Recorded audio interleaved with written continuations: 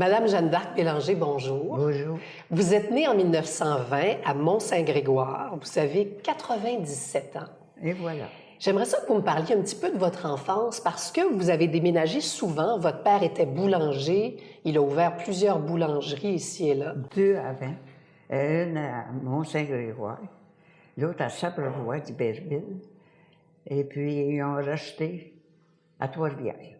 Est-ce que c'est une belle enfance que vous avez? Une très belle enfance. Je ne peux pas demander mieux. J'ai eu des très bons parents. Mon père était boulanger, fait que on n'a jamais manqué de manger. On avait tous. Dans ce temps-là, mon père vendait le pain Saint-Saëns. Ça, je me rappelle de ça. Ma mère, aidant mon père en bas, elle faisait des tartes, des gâteaux, des biscuits, faisait tout. Vous allez vous marier très jeune, vous allez avoir un enfant très jeune. Parlez-moi un petit peu de cette rencontre-là. À quel âge vous vous mariez?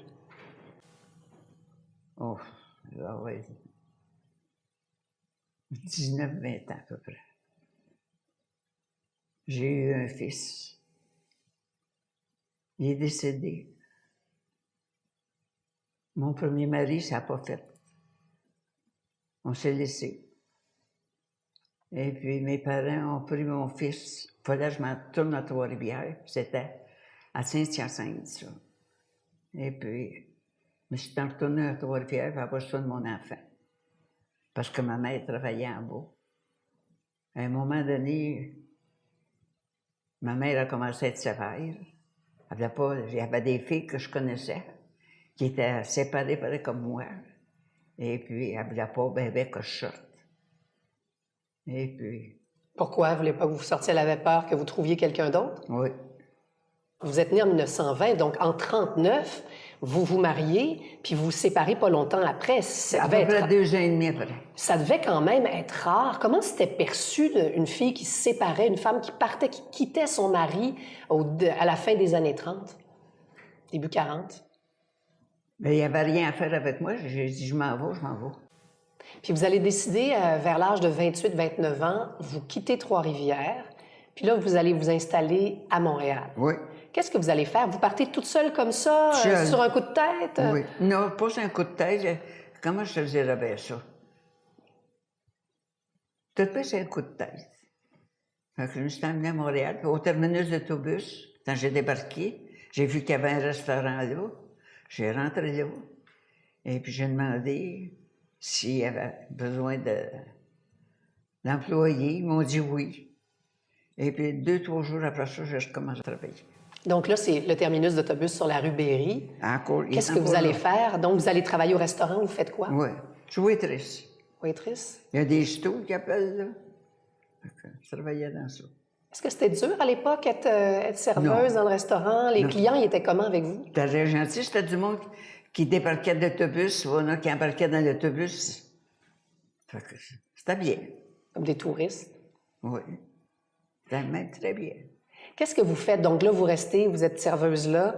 Qu'est-ce que vous faites, vous, quand vous avez fini le travail? Vous êtes quand même dans un coin central de Montréal. Qu'est-ce que vous faites à la fin de votre journée? Mais des fois, on allait chez Dupuis, chez Eaton, chez Morgan. On se promenait dans ça.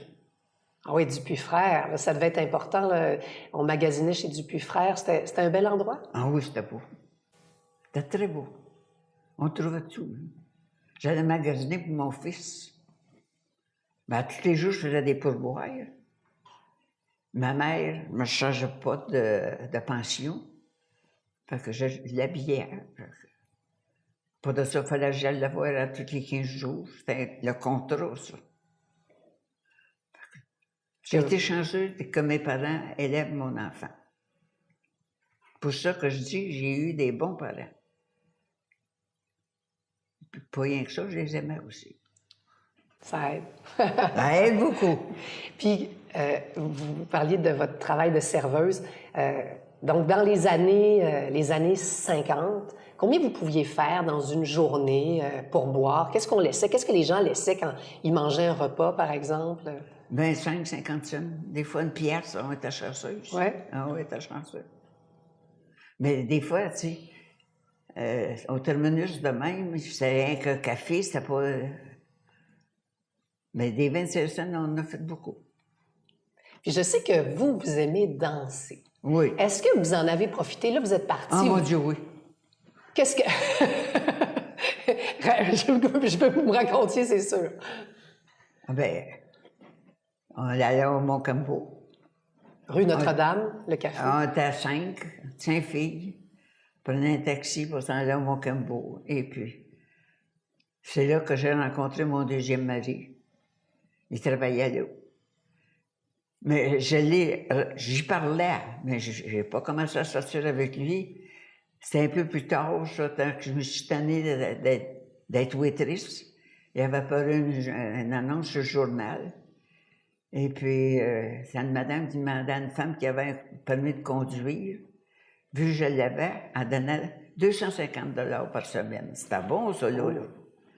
Fait que je me suis en allée travailler là, puis c'est là que j'ai rencontré un nommé Bélanger, qui se trouvait à demeurer là. Je l'ai rencontré. Bélanger comme vous. Oui. Il n'avait pas changé de nom. Vous ne vouliez pas changer de nom, vous avez dit, je vais me prendre un Bélanger. Puis à part de ça, on s'est acheté une maison Saint-Constant, c'était à sa rue Bélanger aussi. Mais là, je veux que vous reveniez à votre cabaret, là, au Mont-Cambeau. Quand vous sortiez là, 5 filles, vouliez vous faire un chum? Vous vouliez... Non, on allait pour...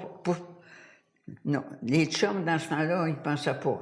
On allait là pour danser, puis avoir du plaisir. Il y avait des spectacles? Ah oui, des bons spectacles. Il y en avait 2 par soir. Non, c'est les fins de semaine qu'il y en avait 2 ou 3, je ne me rappelle pas juste. Mais dans la semaine, il y en avait un, je pense. Qui passait là, par exemple? Oh, Jean-Roger passait là, Michel Lubin passait là, Margot Lefebvre passait là. Oh, il y en avait d'autres, je me rappelle. Puis il y en avait d'autres, des endroits qui étaient très fréquentés à l'époque, Café Saint-Jacques, tout ça, alliez-vous là? Oui, je suis allé là. Et puis là, c'était une autre affaire. Et on avait des téléphones sur les tables. Puis il y avait des messieurs qui étaient seuls, en tout cas. Ils nous téléphonaient. On se parlait au téléphone. Vous êtes sérieuse? Oui, il y avait des téléphones, puis là, c'est pas des cellulaires, là. Non, non, non. Des... Telle table, ils allaient regarder, on va dire 14 ou 15, là. Il y en a un numéro, tu te revirais, puis tu les voyais. Mais là, on allait là pour cruiser, alors. Là, on cruisait, là. Pogniez-vous? Oui. Ah oui, j'ai pogné. Vous êtes né en 1920. On a eu le droit de vote, les femmes, au Québec, toutes les femmes en 1940. Donc, vous aviez 20 ans à ce moment-là, vous n'avez pas pu voter peut-être, mais là, à 21 ans, avez-vous voté? Et puis, c'est mon père qui voulait que j'y aille voter pour... je ne me rappelle pas comment il s'appelait, en tout cas. J'avais rien que la rue à traverser, je ne voulais pas y aller. Mon père m'avait envoyé un auto. Un monsieur venait me chercher pour aller voter. Là, j'avais été voté. Mais je n'ai jamais été bien forte là-dessus. Mais votre père, c'était important que vous alliez voter? Oui. Est-ce qu'il vous avait dit... Je vote pour un tel. Va voter pour un tel. C'est ça. C'est pour ça qu'il voulait que vous alliez voter. Oui. Avez-vous gagné vos élections? Cette fois-là. J'avais gagné. Est-ce que quand vous regardez, vous avez 97 ans, quand vous regardez tout ce que vous avez vécu, est-ce qu'il y a des choses dont vous êtes vraiment fiers? Oui. Comme avoir donné la vie à mon fils. Et puis, je suis contente d'avoir eu des bons parents.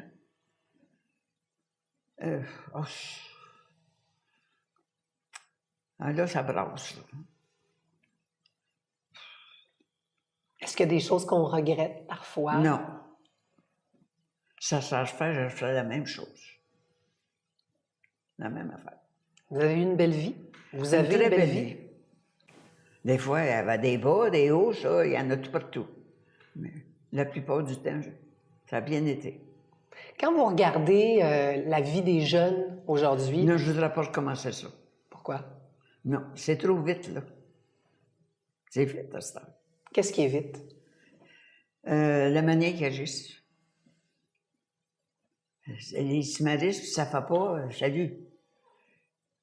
Ils en prennent un autre, ils peuvent se marier 4-5 fois. Non. C'est 2 maximum? Oui, 2, c'est assez.